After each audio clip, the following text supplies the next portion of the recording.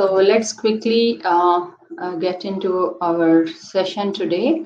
So today, today I'm going to talk about bounty hunters in physical era and bug hunters in digital era. So this is me, Shailaja Vadlamudi. I'm working with SAP and I'm the founder for WISP, which is Women in Cybersecurity and Data Privacy. With this, we are aiming to raise cybersecurity awareness for the girls from the rural areas. And we also help them to pursue their careers in cybersecurity and data privacy domains. And I'm also the technical committee member at NCDRC, and I'm also currently associated with Cloud Security Alliance chapter based out of Bangalore. And I'm also SIA Global Ambassador, and I also did my CISM. And I'm speaker and panelist at various national and international events. And more than anything else, I'm a mom of 2 kids.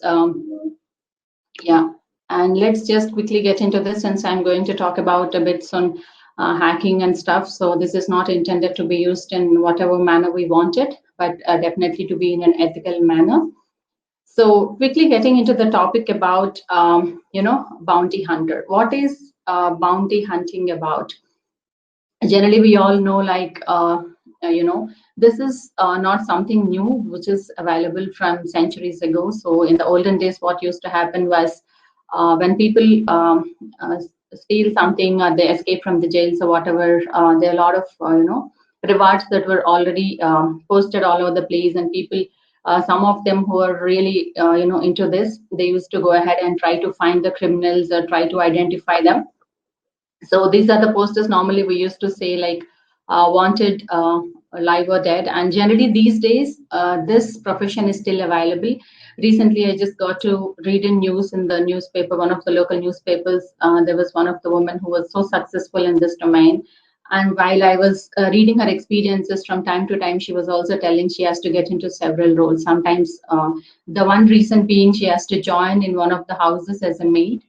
And then because there were a lot of serial killings happening in that house, and once she joined there as a maid, then she is able to, identify or really trace the culprits which are behind this. And so from time to time, as she mentioned, as we also see, they'll get into different they'll get into different roles and try to identify the culprits behind. And also in the digital era, there is a lot of things happening in the digital front, which is also called digital forensics, which also we also have a session taken by one of my good friend Hima. So please also join on that in case if you would like to understand more on how is this detective stuff happening in the digital front. And then coming to our topic today, so all of you must be hearing a lot about hacking stuff, bug bounties and ransoms. So what is this all about? So generally the term hacker is nothing but, it's a skilled computer expert who uses the knowledge to overcome a problem. So, but then later on when they just added this flavor of security, and then they said like, okay, these are the guys who, try to exploit or break into these computer systems and so on. So like, human beings have different shades, and we also see a lot of things happening at the international front as well. Similarly, in this industry, the hackers are also having different shades. So generally, we term them as black hat hackers. So these guys are like, the bad side of hacking is what I could say. And they try to get into domains, they try to get into different companies, and sometimes they also get into the personal laptops and devices and so on and so forth, try to get into criminal activities and so on. On the other side, the white hat hackers are the good guys, and from this entire gang who are trying to really help the governments, help the companies, help institutions to make sure they identify the issues and they keep them informed before something goes wrong with the data. And gray hat guys are someone in between the black and white. Sometimes they wear different hats depending on their mood and time of the day. And script kiddies is something like who are really new and who are trying to pick some script and then are trying to pick some payload from some of by Googling it and then trying to do some stuff on their own. And the interesting part is also like we also have state nation sponsored hackers. So these guys are nothing but they are really sponsored by the governments. When you see in the news from time to time, we hear like a lot of data is being compromised. Sometimes even the infra is compromised. this is a lot of games happening between the countries and countries in the cyberspace, because I believe in future we'll not have physical wars, but rather everything is going to be done in the cyberspace. Because recently I've also heard one of the countries trying to target the satellite system of the other country. This is between Iran or Iraq or Israel, is what I've read recently. And also we have some other type called hacktivists. Hacktivist is nothing but generally in the terms of hacker, we call them hacktivists. They are nothing like, we have this lot of activists that are that they try to do something, and they just think like they will be able to influence the decisions of the government, favoring the people and so on. So these are the guys. And also not only just these people, when most of us are working in the corporates, or some of you are also students who will be getting into this one or the other domain. So inside the companies, we also have a lot of malicious insiders, with sometimes with the right intention, sometimes with the wrong understanding, with not having the right awareness of systems and details. Yeah, and then what is this real bug hunter? So what do they do? And bug hunting is nothing but, these guys are nothing but the white hat guys. These are the ethical hackers. Normally we term them as ethical hackers. Sometimes it's a hobby. They just try to identify something and they try to go and inform the countries or the governments or the companies or the website or the e-commerce site, whatever they targeted or they're playing on. And for sure, they don't do it for free. They just really paid well. And sometimes it's also so much. So is this bug bounty something new? Why am I talking today? No, this is not really the case. This started way back in 1995. It's close to 25 years in the market now. And what is this all about? You just try to hack something, report it, and then get paid. This is the entire game of it. And if you want to know more details on the history part of it, you can also, I just also provided the link here. You can just also go there and dig a bit deep on that. So, and then from time to time, whenever I do some conferences or I travel, people, or sometimes as part of my role, I used to travel a lot on the planes from time to time, every month or every 2 months. And then people sitting next to me, they always ask me, okay, what do you do? And then when I say like I'm working in security, immediately they think of, oh, she's a geek, or she's really a hacker. And so people always have that thing in their mind, like these guys are the real geeks or the techies. But when we look into this entire concept of hacking or bug bounties, you really don't have to be an expert developer. But if you are one, it really helps.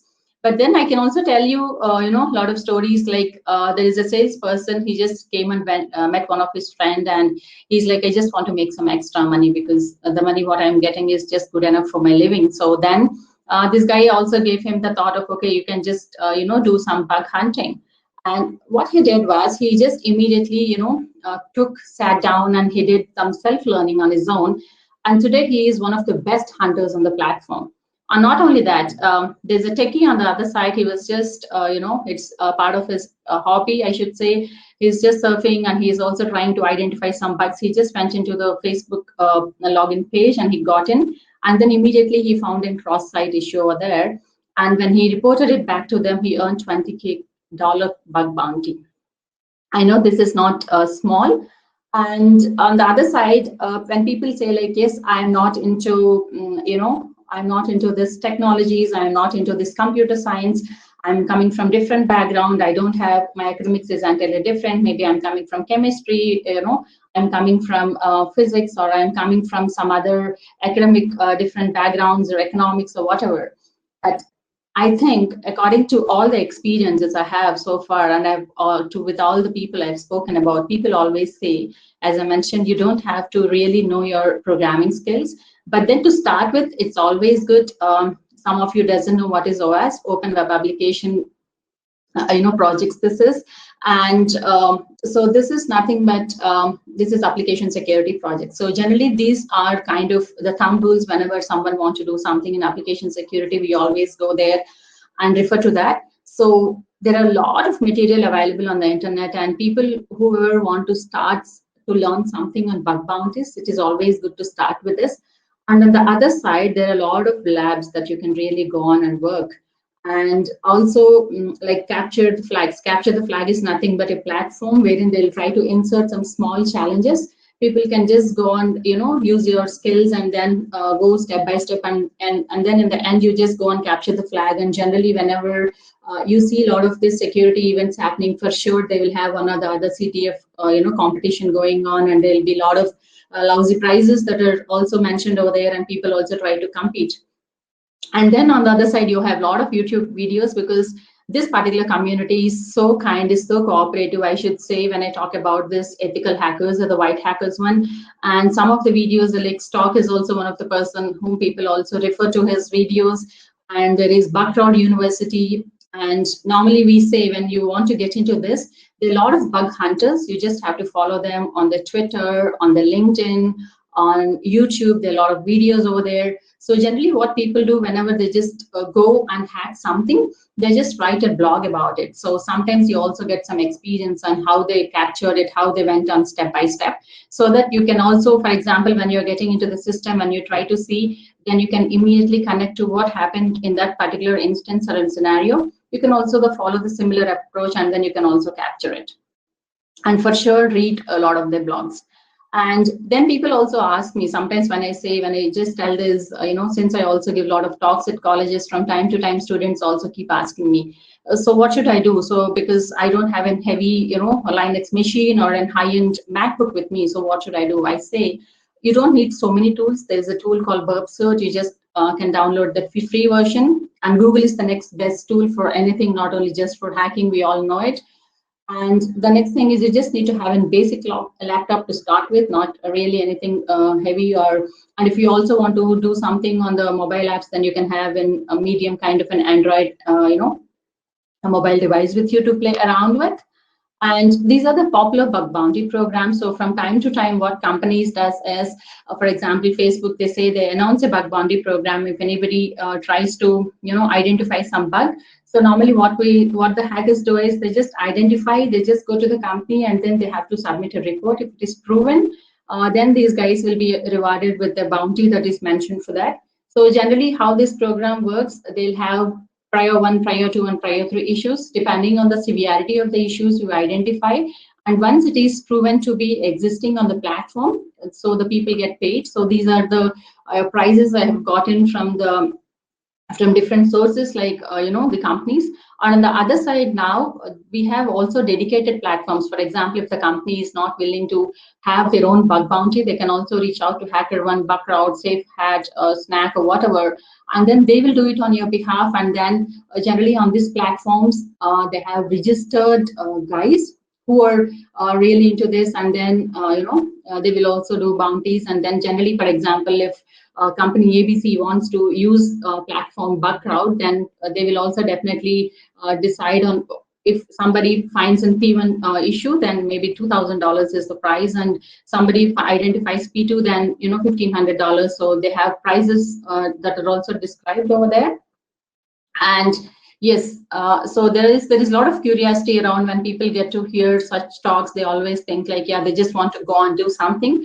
But then be careful. What I used to say is, first of all, we have to check on the responsibility disclosure programs. Maybe, for example, you're tweaking with an existing e-commerce website, and then there, what happened?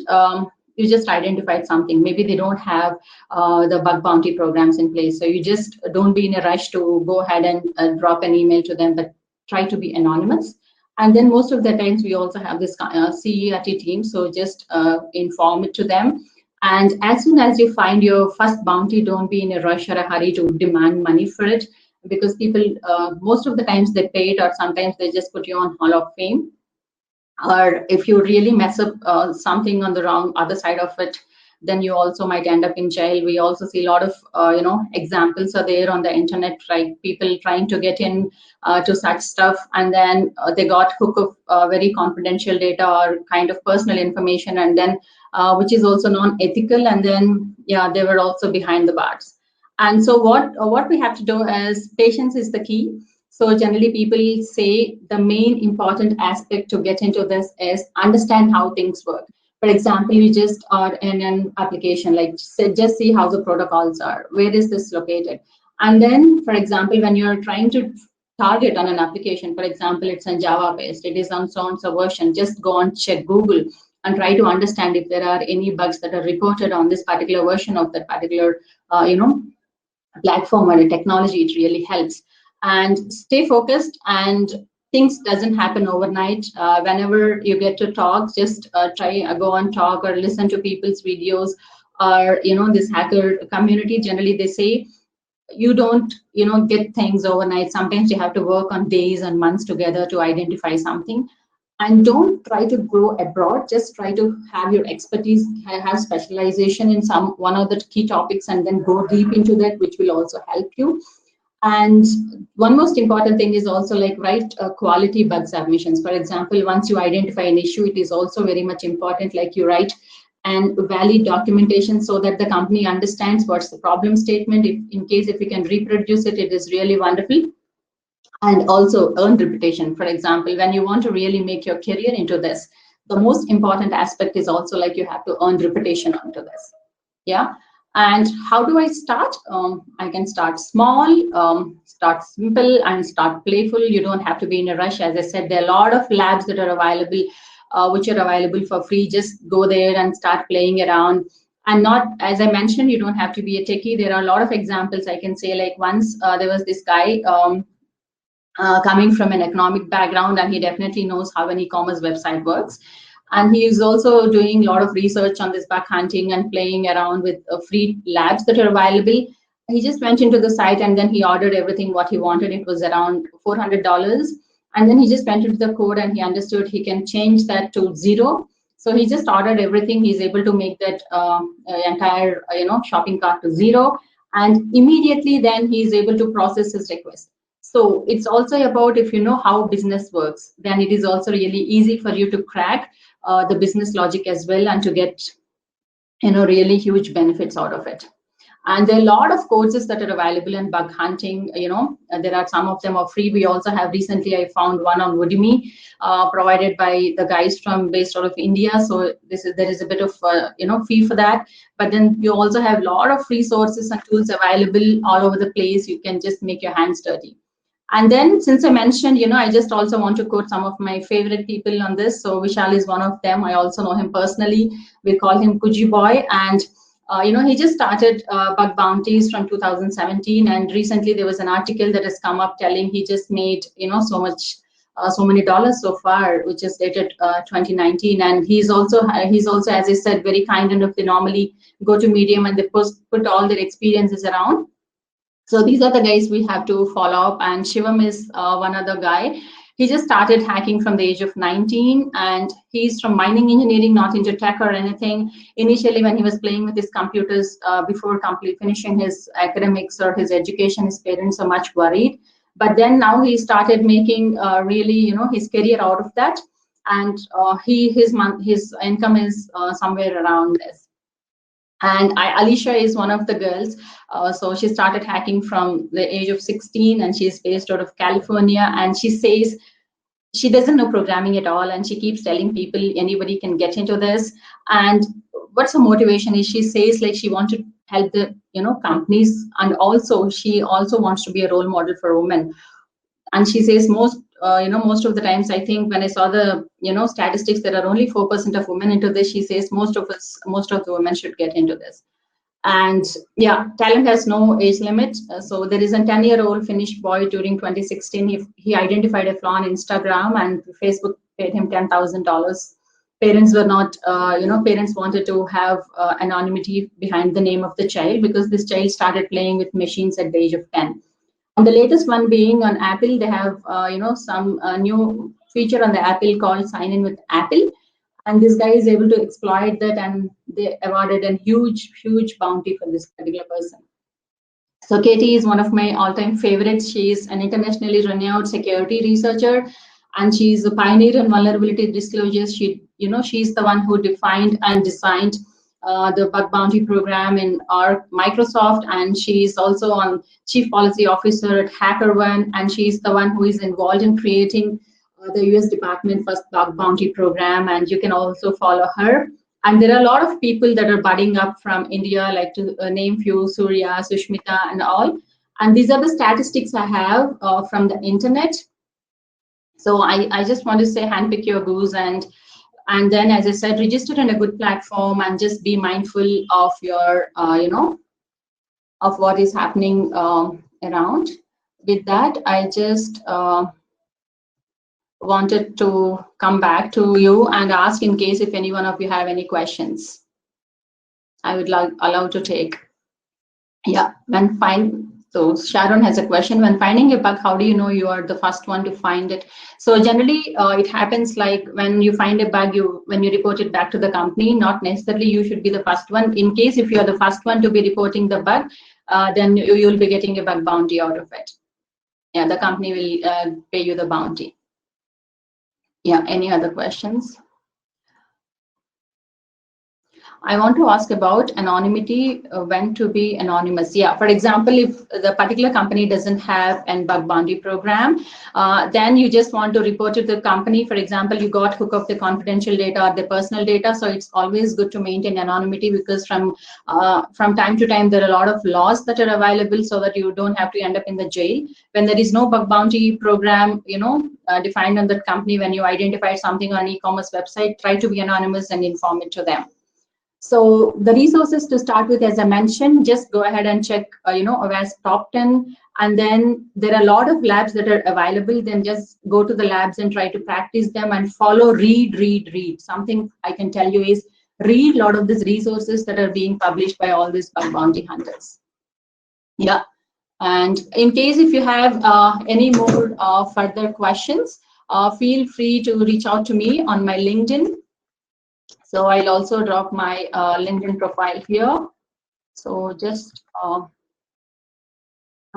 try to reach me out on LinkedIn, and I wish you good luck and enjoy the rest of the conference. And thank you, Anna and the team, for giving me the opportunity to present here. Yeah, good day. Bye-bye.